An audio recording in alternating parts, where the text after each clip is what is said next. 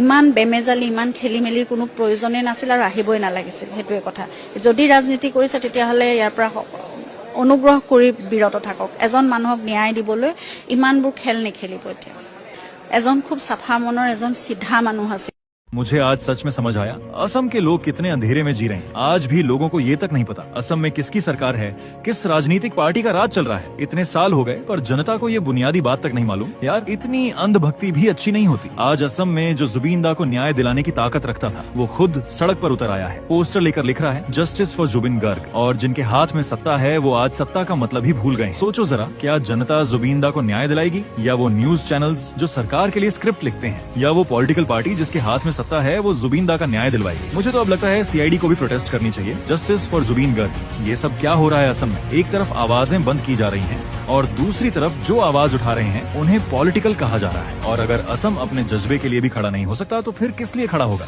अगर तुम सच में पढ़े लिखे हो तो जाओ गूगल पर सर्च करो असम में किस पार्टी की सरकार है और फिर अपने दिल से एक सवाल पूछो, जुबीन दा का न्याय कौन दिलाएगा? क्या वो जनता जिसके पास आवाज है लेकिन वो चुप है, या वो लोग जो हर दिन पोस्टर लेकर जस्टिस फॉर जुबिन गर्ग लिख रहे हैं? अब उठ जाओ, ये सिर्फ जुबीन दा का न्याय नहीं, ये असम के दिल की लड़ाई है।